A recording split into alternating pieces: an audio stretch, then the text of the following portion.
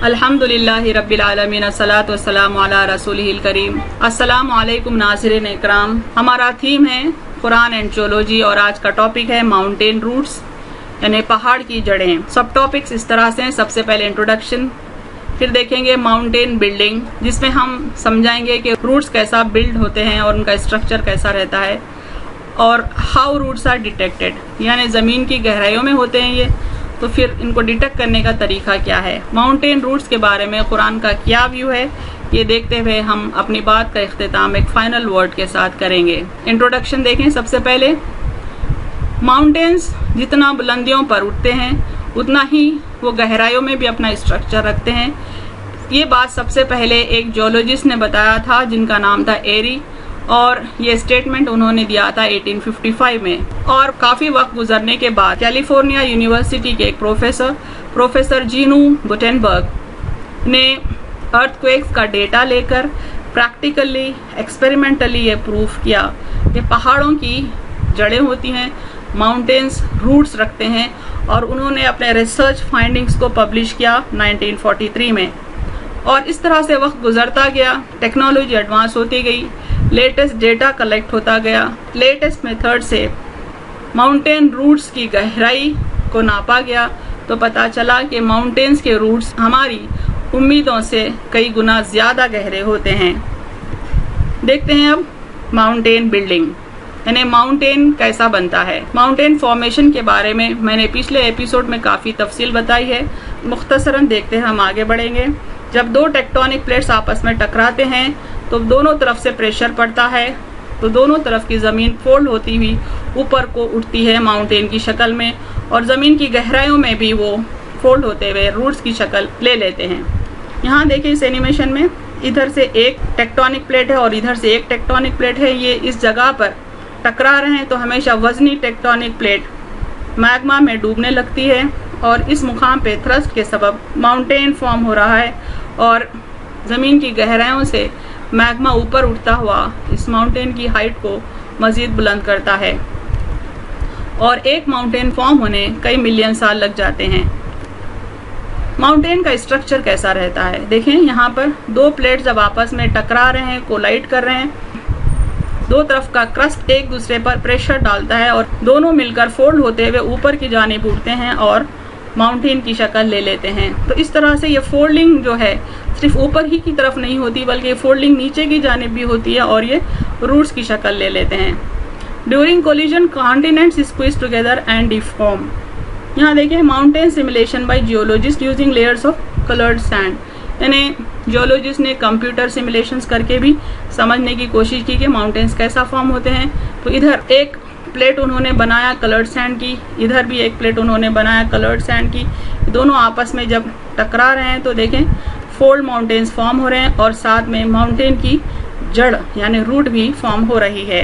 यही तरीका होता है रूट्स के फॉर्म होने का। यहाँ पर थोड़ी तफसील दी गई है। When two tectonic plates collide, eventually the heavier plate is subducted under the lighter plate। यानी जब दो टेक्टोनिक प्लेट्स कोलाइड होते हैं तो जो वजनी होती है वो मैग्मा की तह में जाना शुरू होती है, और ये दोनों जब टकराते हैं तो फिर माउंटेन्स जन्म लेते हैं, जिनको हम यहाँ पर फोल्डेड माउंटेन्स कहते हैं। As time goes on, the hot magma rising upward from the subduction zone causes further compression of the mountain belt। यानी वक्त जैसा जैसा गुजरता रहता है अंदर से मैग्मा गर्म ऊपर की तरफ उठने लगता है और ये माउंटेन पर प्रेशर डाल के उसकी बुलंदी को और बुलंद करता जाता है। यानी जैसा जैसा वक्त गुजरता है वैसा वैसा माउंटेन्स की हाइट बढ़ती जाती है, और साथ में फिर डीप माउंटेन रूट्स भी फॉर्म होते हैं। यहाँ देखें पहाड़ों की हाइट जितनी ज़्यादा है उस हाइट से कई गुना ज़्यादा गहरे उनके रूट्स होते हैं। Depths of mountain roots in the earth, इसको समझने के लिए यानी ज़मीन की कितनी गहराई तक रूट्स जाते हैं माउंटेन के, उसको समझने के लिए मुख्तसरन इस तस्वीर को देखें। ये समंदर की तह में जो है ओशनिक क्रस्ट, इसकी डेप्थ होती है 10 किलोमीटर्स, और यह है ज़मीन जिस पर हम रहते बसते हैं, इसको कहते हैं कॉन्टिनेंटल क्रस्ट। ये ओशनिक क्रस्ट से थिक होता है और इन दोनों को सहारता है लिथोस्फीयर। लिथोस्फीयर की जो डेप्थ होती है वो मैक्सिमम 100 किलोमीटर्स होती है। उसके नीचे एक लेयर होती है प्लास्टिक एस्थेनोस्फीयर की डेप्थ होती है 200 किलोमीटर्स, और लिथोस्फीयर, प्लास्टिक एस्थेनोस्फीयर और अपर मैंटल, इन तीनों की गहराई होती है 670 किलोमीटर्स। तो होता यह है कि ये जो माउंटेन है इसकी जड़ें अपर मैंटल की लोअर बाउंड्री यानी 670 किलोमीटर्स तक भी, और उनका असर डिटेक्ट किया गया है लेटेस्ट फाइंडिंग्स में। माउंटेन बिल्डिंग की मजीद तफसील देखें। Normally thickness of continental crust is about 25 miles. मैंने अभी पिछली तस्वीर में कॉन्टिनेंटल क्रस्ट और ओशनिक क्रस्ट बताया है। तो कॉन्टिनेंटल क्रस्ट की जो थिकनेस होती है वो 25 माइल्स यानी 40 किलोमीटर्स के बराबर होती है। ड्यूरिंग टेक्टोनिक प्लेट कन्वर्जेंस यानी जब माउंटेन फॉर्म होना रहता है, दो प्लेट्स जब टकराते हैं, the continental crust is thicken to between 30 and 55 miles, यानी चूंकि पहाड़ फॉर्म हो रहा है इसलिए इसकी थिकनेस 48 टू 89 किलोमीटर्स बढ़ जाती है। Crustal thickening results from a number of processes that include folding, यानी क्रस्टल थिकनिंग की कई वजूहात होती है, इसमें एक है mountain formation through folding. Crustal thickening below the mountain occurs in the form of a root of relatively light and less dense continental crust that sticks downward into the heavier, more dense mantle। यानी पहाड़ ऊपर की जानिब कैसा form होता है वो तो हमने तफसील बताई, लेकिन साथ ही साथ ये दोनों क्रस्ट एक दूसरे को प्रेस करते हुए एक रूट भी फॉर्म करते हैं, और रूट का जो वजन होता है वो बनिस्बत पहाड़ के वजन से कम होता है, ये बताया जा रहा है। That sticks downward into the heavier that is more dense mantle, यानी ये जो रूट है वो डेंस मैंटल के अंदर तक चली जाती है।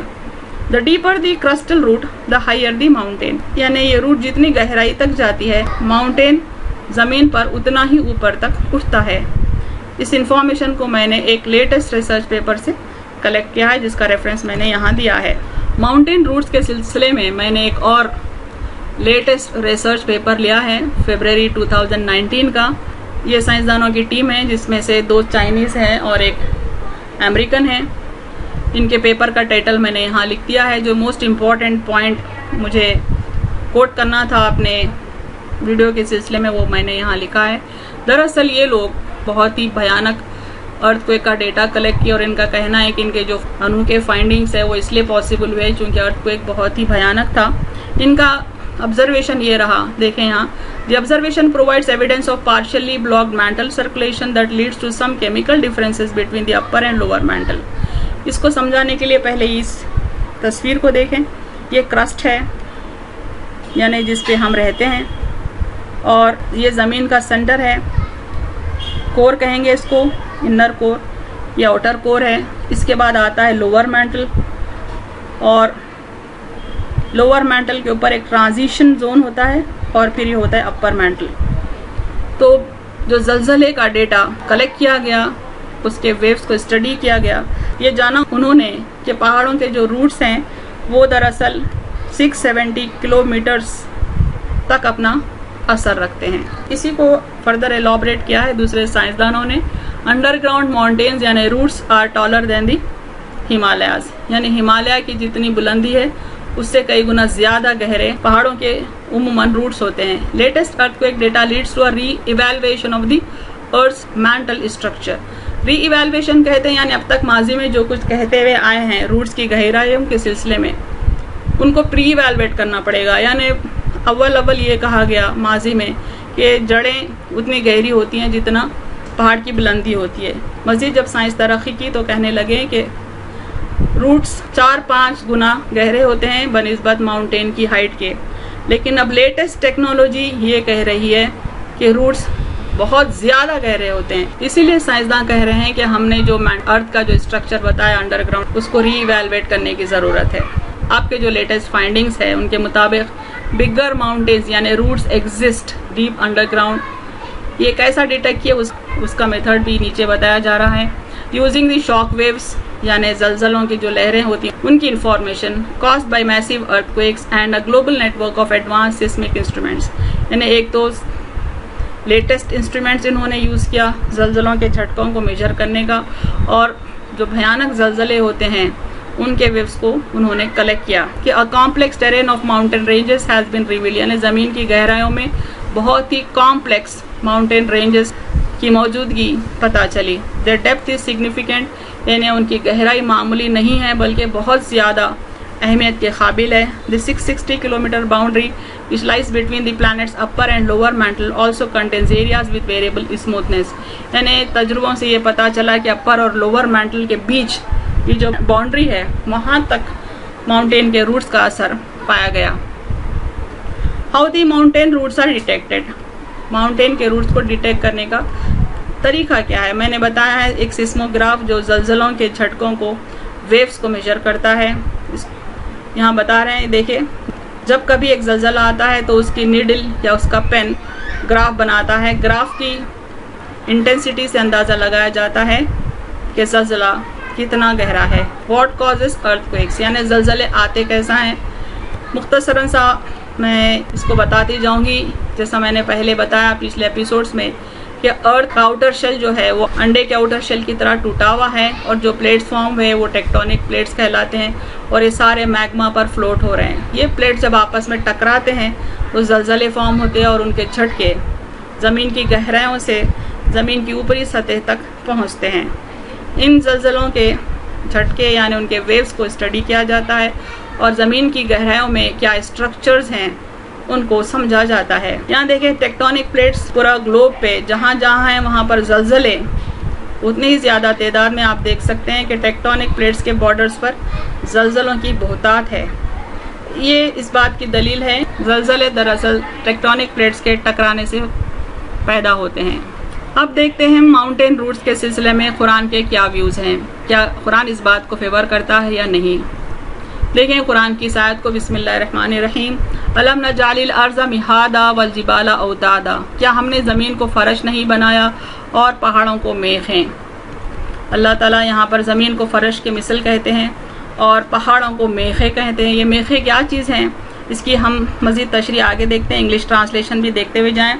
Have we not made the earth as a wide expanse and the mountains as stakes, जिनको आम ज़बान में हम पेक्स कहते हैं। देखें, इंटरप्रिटेशन ऑफ वर्ड, सबसे पहले जबल पर गौर करते हैं। दी ट्राईलैटरल रूट जीम बा लाम, यानी उसका जो रूट वर्ड है जीम बा लाम है, ये 41 टाइम्स अक्कर होता है कुरान में और इससे 39 टाइम्स जबल वर्ड फॉर्म होता है कुरान में। यानी लफ्ज़ जबल कुरान में 39 टाइम्स आता है जो जीम बा लाम से बना है और जिबिल्ला वर्ड कुरान में 2 मरतबा आता है। यानी एक ही रूट वर्ड से ये बने ये अल्फाज 41 टाइम्स कुरान में अक्कर होते हैं और जबल के माने हैं हिल या माउंटेन के। और मज़ीद इंटरप्रिटेशन देखते हैं औताद का, क्योंकि अभी हमने देखा कि अल्लाह ताला फरमाए वल जिबाला औतादा, औताद के माने क्या हैं उस पर अब हम फोकस करेंगे। इस स्लाइड को देखें, इसका रूट वर्ड है वाउ ता दाल, वतद इसका सिंगुलर है, औताद प्लूरल है और ये लफ्ज़ 3 टाइम्स आया कुरान में और हर बार प्लूरल ही आया है। और उसके माने समझने के लिए मैंने कुरान के एक और आयत कोट की है जिसमें वही वर्ड आ रहा है। देखें, फ़िरौन ज़िल औताद और फ़िरौन मेखों वाला and with Pharaoh the owner of stakes, यानी फ़िरौन का जिक्र कर रहे हैं अल्लाह ताला जो कि स्टेक्स रखता था। औताद के एक माने पिरामिड्स के भी लेते हैं बाज़ उलमा और बाज़ उलमा मेखों के भी लेते हैं। मैंने मेखों वाला वर्ड यूज़ किया है। इंग्लिश ट्रांसलेशंस में इंग्लिश ट्रांसलेटर्स औताद को स्टेक्स के मानों में ट्रांसलेट किए हैं। स्टेक्स के माने देखें, अ स्ट्रॉन्ग वुडन और metal post with a point at one end driven into the ground to support a plant, form part of a fence, mark a boundary etcetera. मैंने विकीपीडिया से इसके माने जानने की कोशिश की तो विकीपीडिया में मुझे तस्वीर मिली। देखें, स्टेक्स किसको कहते हैं। किसी ज़मीन की निगरानी के लिए फेंसिंग की जाती है तो फेंसिंग में ये स्टेक्स यूज़ होते हैं। देखें शक्ल कैसी है, ऊपर भी पहाड़ जैसी है, चौड़े हैं, फिर पीक है और उनका बॉटम भी पहाड़ के रूट की तरह है। तो अल्लाह ताला कुरान में पहाड़ को स्टेक कह रहे हैं, यानी ज़मीन की बुलंदियों पर भी है और वो ज़मीन की गहराइयों में भी है और दोनों तरफ उनकी शक्ल सिमिलर है। देखें ये क्यों कहा अल्लाह ताला ने कुरान में कि फ़िरौन जो कि मेखों वाला है। दरअसल फ़िरौन इस तरह की मेखें बनाता था जिसको ओबेलिस्क भी कहते हैं। ये दरअसल लैंडमार्क्स के तौर पर तो कभी कोई सिटी के बॉर्डर्स को बताने के लिए इस्तेमाल किया जाता था। अब देखेंगे कुरान वर्सेस साइंस। कुरान कहता है कि पहाड़ स्टेक्स की मिसाल हैं, औताद हैं। देखें, स्टेक्स के माने similar structure above and below अर्थ, जैसा अभी मैंने तस्वीर में बताया था। और फंक्शन है टू प्रोटेक्ट लैंड एरिया, क्योंकि वो फेंसिंग कर रहे हैं। पर्पस ये है कि लैंड एरिया की हिफाजत करें।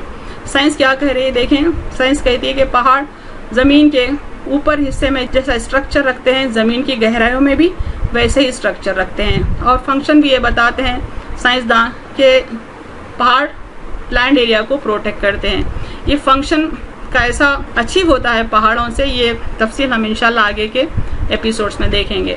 देखिए अल्लाह ताला फरमा रहे हैं पहाड़ों का function, mountains are firmly fixed.